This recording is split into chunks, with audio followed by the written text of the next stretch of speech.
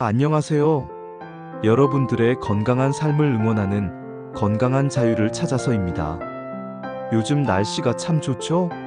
길거리에 나가보면 공원이나 야외에서 젊은 친구들이 치킨에 맥주 한잔 하면서 즐거워하는 모습을 가끔 볼 수 있어요. 보기만 해도 시원하고 좋더라고요.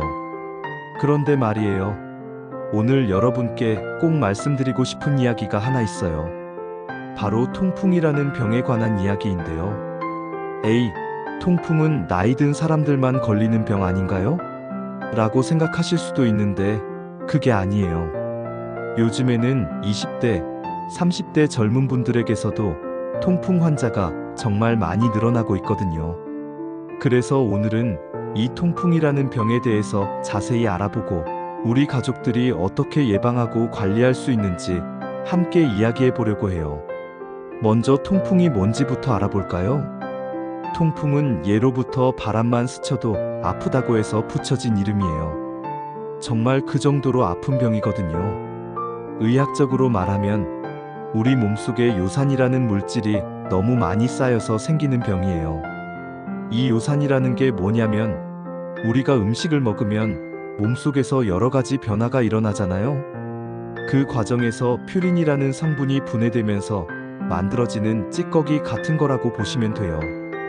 보통은 이 요산이 소변으로 잘 빠져나가야 하는데 너무 많이 만들어지거나 잘 빠져나가지 못하면 혈액 속에 쌓이게 되어요. 그러다가 어느 순간 관절에 바늘 같은 결정을 만들어서 극심한 통증을 일으키는 거죠. 옛날과 지금의 차이점. 재미있는 건 예전에는 통풍을 황제병이나 귀족병이라고 불렀어요. 왜 그랬을까요? 그때는 고기나 술 같은 좋은 음식을 많이 먹을 수 있는 사람들, 즉 부자들만 걸리는 병이라고 생각했거든요. 하지만 지금은 어때요? 우리나라도 경제가 많이 발전해서 누구나 고기도 먹고 술도 마실 수 있게 되었잖아요. 그러다 보니 통풍도 더 이상 특별한 사람들만의 병이 아니게 된 거예요. 특히 요즘은 배달 음식도 쉽게 시켜 먹을 수 있고 직장에서 스트레스도 많이 받고 술 마실 기회도 많아졌잖아요. 이런 변화들이 통풍 환자가 늘어나는 이유가 되고 있어요. 놀라운 통계 수치. 이제 정말 놀라운 이야기를 하나 들려드릴게요. 건강보험심사평가원에서 발표한 자료를 보면 2018년과 2022년을 비교했을 때 통풍 환자가 전체적으로 14.7%나 늘어났대요. 이것만 해도 꽤 많이 늘어난 건데 더 놀라운 건 젊은 분들의 증가율이에요. 20대 통풍 환자는 무려 48.5%나 늘어났어요. 거의 절반 정도 더 늘어난 거죠. 30대도 26.7% 늘어났고요. 이 수치를 보면서 정말 깜짝 놀랐어요. 이게 뭘 의미하냐면 이제 통풍이 더 이상 나이 많은 분들만의 병이 아니라는 거예요. 우리 자녀들, 손자, 손녀들도 조심해야 하는 병이 된 거죠. 그럼 왜 젊은 분들에게 통풍이 이렇게 늘어나고 있을까요? 첫 번째는 바로 먹는 것이에요. 요즘 젊은 분들 보면 배달 음식을 정말 많이 시켜 먹잖아요. 치킨, 피자, 족발, 보쌈. 이런 음식들이 맛있긴 하지만 기름기도 많고 퓨린이라는 성분도 많이 들어있어요. 두 번째는 술이에요. 특히 요즘 유행하는 소맥이나 치맥 같은 문화가 문제가 될 수 있어요. 맥주 자체도 퓨린이 많지만 술을 마시면 우리 몸에서 요산이 더 많이 만들어지고 동시에 요산이 빠져나가는 것도 방해해요. 세 번째는 스트레스예요. 요즘 젊은 분들 직장 생활하면서 스트레스 정말 많이 받잖아요. 이 스트레스가 우리 몸의 신진대사를 망가뜨려서 통풍을 유발할 수 있어요. 네 번째는 운동 부족이에요. 앉아서 일하는 시간이 길어지고 집에서도 스마트폰이나 컴퓨터 앞에만 앉아 있다 보니까 몸무게도 늘어나고 신진대사도 나빠져요. 통풍의 증상은 정말 특이해요. 보통 밤에 갑자기 발가락, 특히 엄지발가락이 빨갛게 붓고 극심하게 아파요. 정말 바늘로 찌르는 것 같다고 하시는 분들이 많아요. 심지어 이불이 살짝 닿기만 해도 아프다고 해요. 처음에는 발을 어디 다쳤나? 하고 생각할 수 있는데 통풍의 통증은 일반적인 외상과는 달라요. 갑자기 시작되고 몇 시간 만에 극심해지고 며칠 지나면 또 갑자기 좋아져요. 발가락 외에도 발목, 무릎, 손목, 팔꿈치 등 다른 관절에도 생길 수 있어요. 그리고 자주 재발하는 특징이 있어서 한번 생기면 관리를 잘 안 하면 계속 반복될 수 있어요. 통풍이 의심되면 어떻게 해야 할까요? 먼저 병원에 가셔서 정확한 진단을 받아야 해요. 의사 선생님이 아픈 관절에서 관절액을 조금 뽑아서 현미경으로 요산 결정이 있는지 확인해 보기도 하고 피 검사를 해서 요산 수치를 측정하기도 해요. 치료는 크게 두 가지로 나눠볼 수 있어요. 첫 번째는 급성기 치료예요. 갑자기 아픈 증상이 나타났을 때 쓰는 치료인데 콜키친이라는 약이나 소염진통제를 써서 염증과 통증을 빨리 가라앉혀요. 두 번째는 만성기 치료예요. 통증이 가라앉은 후에 요산 수치를 낮춰서 재발을 방지하는 치료인데 알로퓨리놀이나 페북소스타트 같은 약을 장기간 복용해요. 이제 가장 중요한 예방과 관리 방법에 대해 말씀드릴게요. 첫 번째, 음식 조절이에요. 퓨린이 많이 들어있는 음식은 피하는 게 좋아요. 내장류관, 곱창, 막창 등 푸른 생선 고등어, 정어리, 육류에 우린 국물, 맥주 등은 되도록 적게 드세요. 반대로 좋은 음식들도 있어요.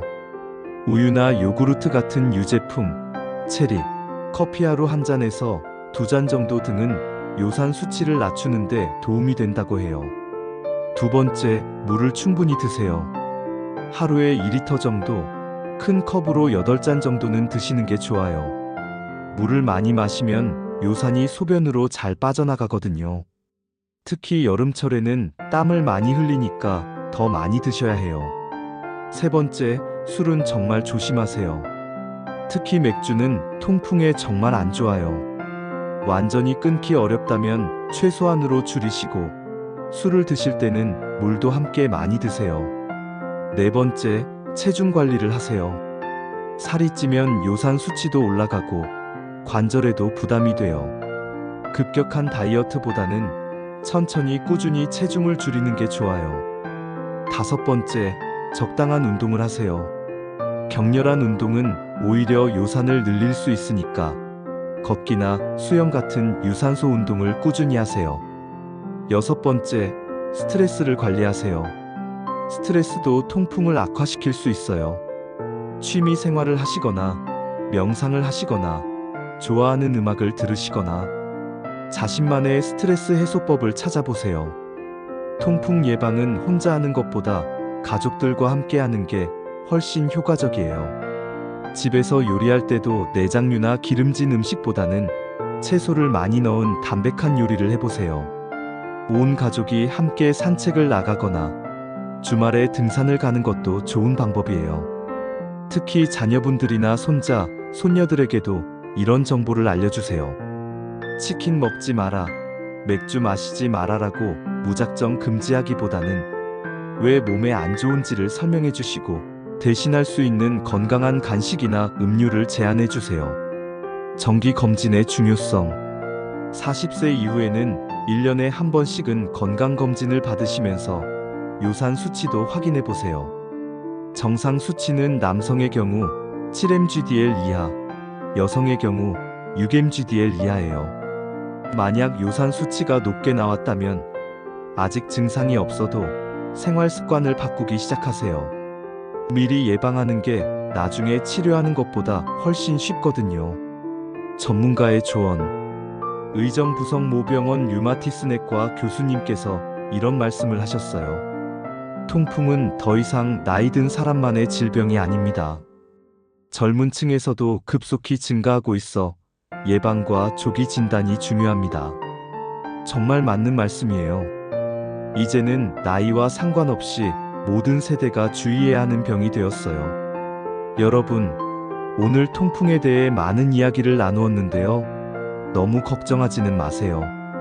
통풍은 충분히 예방할 수 있고 걸렸다 하더라도 잘 관리하면 일상생활에 큰 지장 없이 살 수 있는 병이에요. 중요한 건 올바른 정보를 아는 것이고 꾸준히 관리하는 거예요. 우리가 젊었을 때도 몸 관리에 소홀했던 적이 많잖아요. 하지만 이제라도 늦지 않았어요. 오늘부터라도 물 한 잔 더 드시고 걷기 운동을 시작해보세요. 그리고 우리 가족들에게도 이런 정보를 알려주어서 모두가 건강한 삶을 살 수 있도록 도와주세요. 건강은 하루아침에 만들어지는 게 아니에요.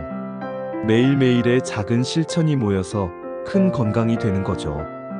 여러분의 건강한 노후를 위해서, 그리고 사랑하는 가족들의 건강을 위해서 오늘 배운 내용들을 꼭 실천해 보시길 바래요.